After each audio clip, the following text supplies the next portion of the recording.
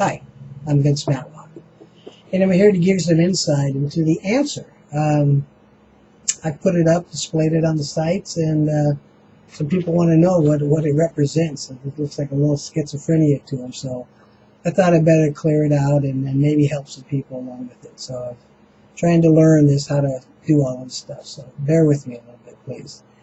I would like to also suggest that you take a look at the equation, which is Seminar 4 in the Matlock program. And it's up on the sites. It's in Addiction and Recovery, or it's on YouTube. And take a look at that. It's a full seminar, and it'll give you a way to how to find out how you were at emotionally and spiritually at that moment. It's going to ask you to learn some things, and we're going to cover this. So they're simpatico. They work together. And like I said, I'll explain emotionally and spiritually where you currently are at. We only have here and now, but our past always drugs up that the guilt and shame, blame, self-loathing, all those things. Well, we're going to talk about here in the answer when we get over to the PODs, the pockets of darkness, and I'll explain that. The answer you see on the right side, if you take a look, you'll see the two P's and a T. They represent the people, places, and things of our lives, which include the past, present, and the future. The X is you.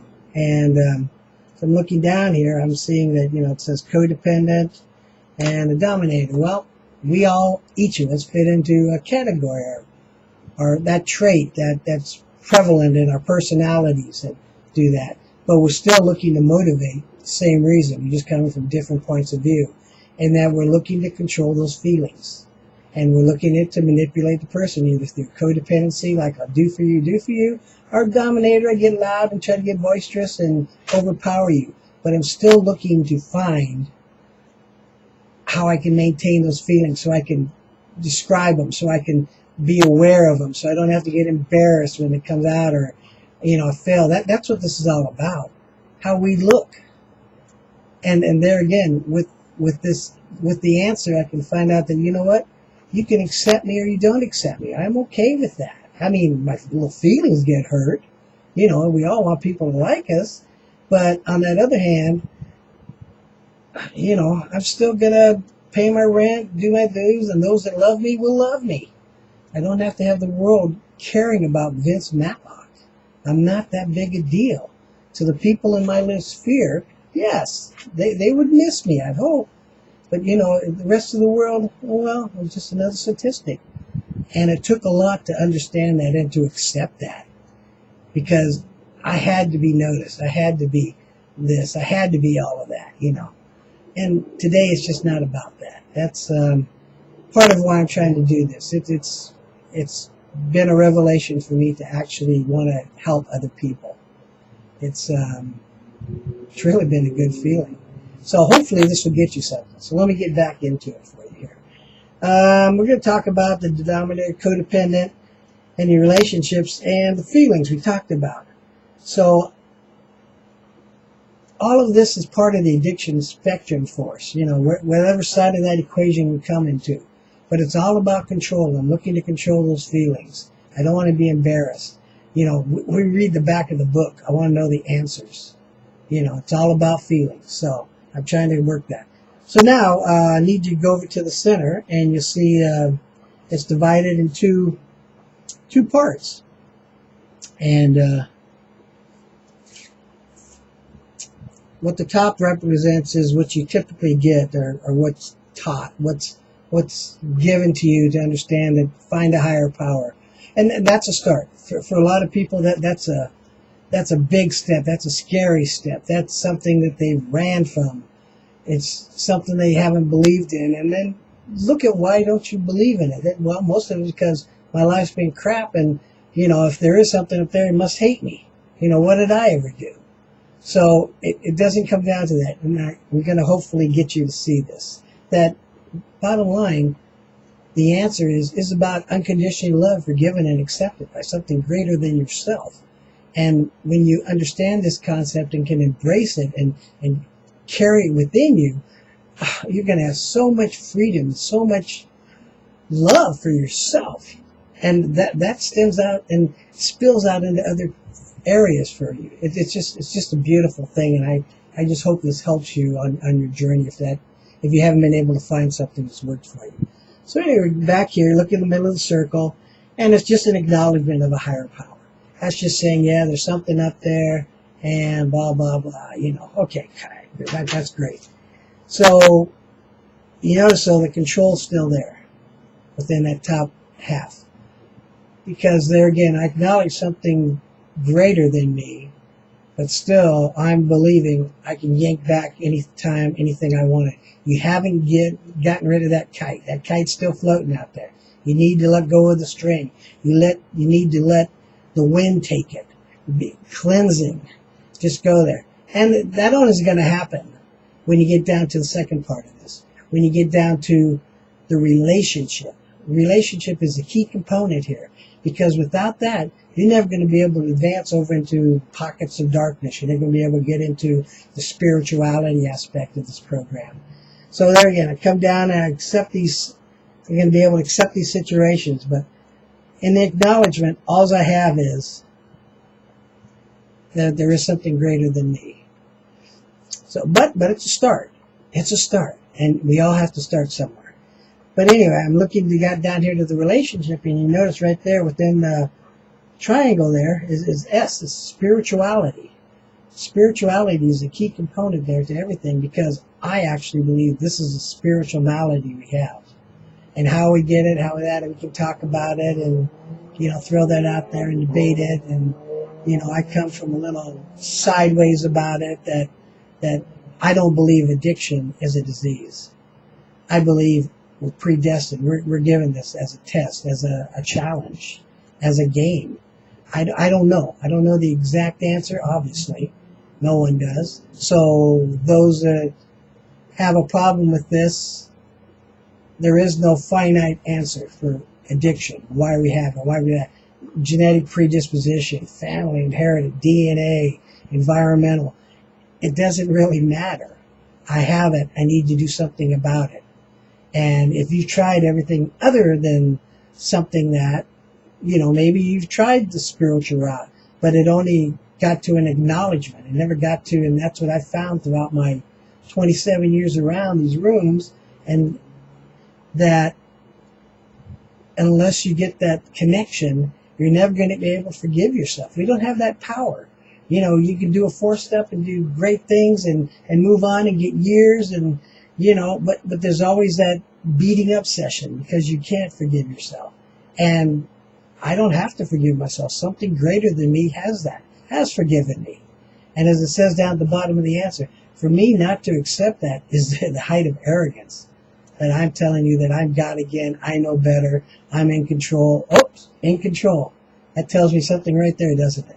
That I've removed out from the relationship. I'm just back to acknowledging higher power.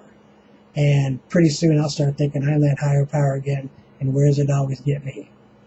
Out there using. So this is what I found. This is the only thing I've come up with that allowed me to further what I've been taught so freely and expand upon it, and just being around it and opening myself up to it, and it's just made a world of difference for me. So let's see what we can do. So we come up here, we acknowledge. We've already got to the acknowledgement. We understand we got to get down to high power. Within this triangle of spirituality, unconditional love, forgiving, accepting. For anything I've ever done, I'm perfect exactly the way. I was made this way. I was made this height, made this color, made this weight. All these genetic things were already in me. So I'm loved. I'm perfect the way I am. The trouble is, I take what's out there and see that I don't measure up in my mind. Well, to me, that's about the addiction. Because if I truly believe I'm exactly the way I'm supposed to be, I'm content with that. I may not like it. I wish I was taller. I wish I was 6 foot. It would have made things a lot easier sports-wise. But there again, the gifts that I've been given, I've been blessed. So what I've learned is that I may not like what's happened. I may not like what I've been given. I may not like the situation, but I need to accept it. And I need to step back. And what can I do to resolve some of these problems? And if I'm strictly in the acknowledgement phase, I'm looking to control. When I get in the spirituality part of this, the relationship part of it, then I can step back and really look at something honestly. And when I look at it honestly, I may not like it. I may have made a mistake. I trusted someone. I made a wrong move. I'm not as smart as I thought, not as lucky as I thought, but I'm able to go forward. So there again, we get down unconditional love, forgiveness, and acceptance. And once we have that, we're able to take those two things, the acknowledgement of a higher power, because that's where we have to start, and then the relationship, which requires a little work, a little faith, a little hope. If something I haven't done isn't working, well, Joe over here, it's working for him. Sally, it's working for them. Well, they've got something that I want. So let me ask them. Let me talk to them. Let me try something different. Let me try another book. Let me go to another meeting. Go to something, whatever. See my shrink, whatever. But I need to do something different than repeating the same thing over and over, and then winding up back in the same place. Because unfortunately, one of these times, you're not going to make it back. And I actually believe, to my own values today, that I was looking to die when I was using at the end. I was hoping I could get out that way. I just wasn't honest to look at it that, I'm just looking to die. And that's the empathy that I feel today for people that are really lost in the disease, and that I know there's no way you care about yourself when you're using. And there's honestly no way you give a damn about your family or loved ones when you're using. Don't tell me that. You don't give a damn about yourself. So it's a matter, it's a big piece of the pie that is just missing. We need to get to the relationship. So I get to the relationship, I get the acknowledgement, I move to the higher power. Then there again, I've got this whole process coming together. I've got the whole circle. I've got the sphere right here. So now I get to come down to POD, you see down here, this box. And POD is pockets of darkness. And I will, after many years of not saying what I really thought about POD, I believe it's your soul. Okay, I said it. I don't want to get too religious on people because I know that turns them off, especially if they're new or I believe it's a soul. I believe something that's not going to show up on an x-ray. It's basically, you got to have faith. And this is just what I have down here. If the soul doesn't work for you, put in some other thing. Make it a pocket of darkness. I don't care. It's on the third rib. Whatever works for you that allows you to accept something to move forward. So I come into pockets of darkness. And pockets of darkness, people look at that and go, well, it looks like a 4-step. Well, it's a 4-step on steroids because it goes way beyond therapy. It goes way beyond any religious aspect of it, because pockets of darkness will be anything that brings me guilt, shame, blame, self-loathing, disgust, despair, all those things. But it's also going to be in there, in the pockets of darkness, all those things that you've accomplished that you still don't feel good about. That, yeah, I did this, I got a 98 on a test, but I didn't get 100, so I really feel like a bum, I'm a loser. And, you look and going, what's he talking about? Well, I feel that way. I've done great on a test, highest score, but I didn't get perfection. Because, see, I needed perfection because then I felt you couldn't attack me.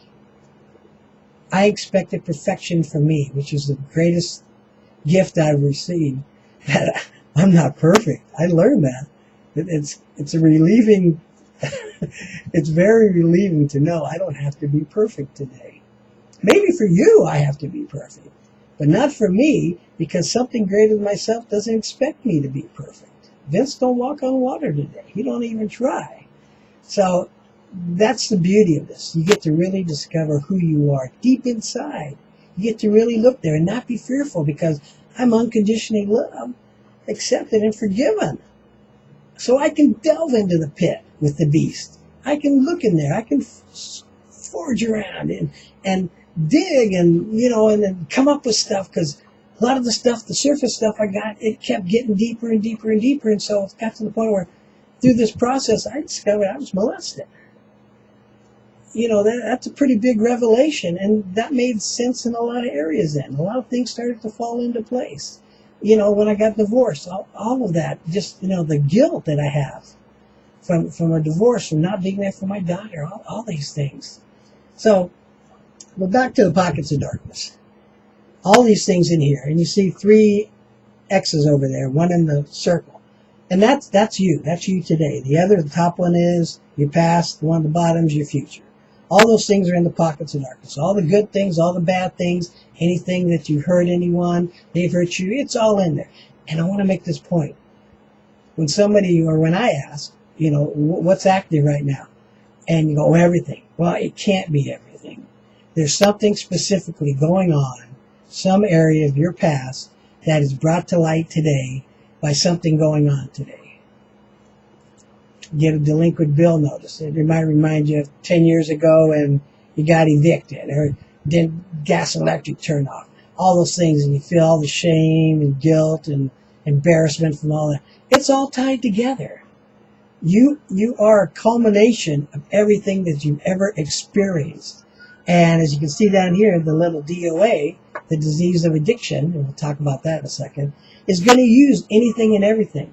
But the beauty is, when I have this relationship and I'm unconditionally loved, forgiven, and accepted, the intensity of those moments that these, some people call them, I don't like the word to use the word trigger because it's an escape. There's always going to be triggers.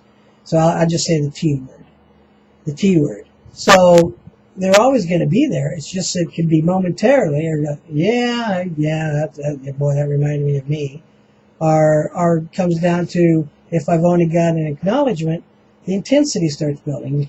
We keep cycling on the same damn thing over and over and over, and we don't have to do that anymore. So we talk about here the disease of addiction, which let me address right now. When I started out, first going to meetings, everybody's, it's a disease of addiction. Didn't know any better. And it's not that I didn't know any better. It's just, I just don't believe that it's a disease as traditional.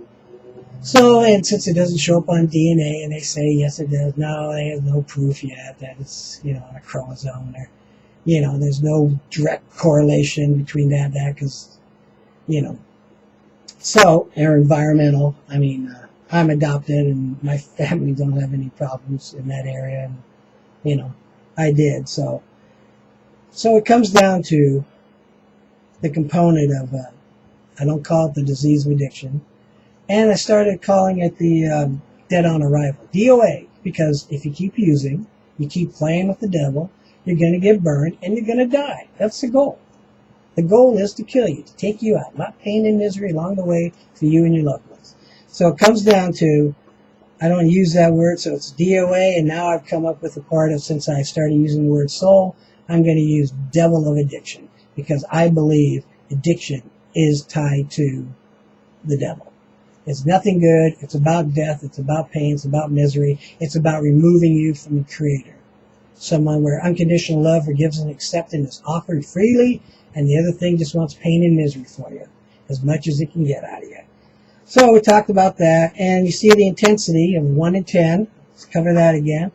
And when I'm spiritually connected in a relationship, the intensity of those events are really low. Momentarily, events in the day. I hear something, and then I don't have to react to it. I don't have to just dwell on it all day long. But when I'm just in acknowledgement, boy, that can last for days, weeks, and drain on you. And eventually, how many people have you known? You can see this going on, just tearing them up, and then eventually they don't show up. So that's where the pockets of darkness. But then let's get down here to the triangle with the spirituality in it. All of that applies to, there again, the unconditional love, forgiveness, and acceptance that we arrive. The only way we're able to go into these pockets of darkness at the level I'm talking about is if we have this relationship. Because we're never going to explore. We will never delve in like that. And secondly, once we did, we'd be overwhelmed, because there again, if you do a 4-step, or you go to church, you talk to somebody, a therapist, you say all these things out, and you go, yeah, I feel great. Things are going great. And, 3 days later, a week later, you're just chewing on it. God, yeah, I really screwed up back then. And there again. So with this concept, if I'm starting to chew on things again, I know I'm removing myself from that relationship back into just an acknowledgement.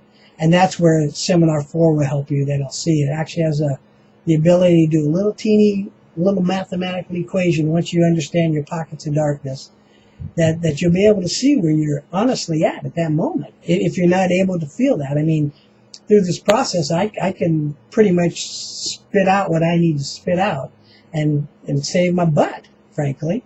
You know, I get to acknowledge what's going on. Something that I may not be aware of at all. And that's the key where the disease, remember, we don't use that one anymore, the devil of addiction is actively trying to seep, because see, it never leaves you. They'll get smaller, that little box will get smaller and smaller. But it's always trying to seep out toxins to you. And it doesn't have that ability to come into play unless you allow it in. You have to invite it in. So, there again, all these things, and I want to make this point, not everything is active at once. I'm just having a crappy day. Well, what's going on? Everything. No, it is not. Let's sit down, let's take a deep breath, and let's go. You know, let's understand. But if you've never gone there, or if you've never been exposed to something that allows you to go there, or even says that it's necessary, as I do, I believe this is the key. But see, I can honestly say to you, I'm never going to use it again, provided I do the things that are required.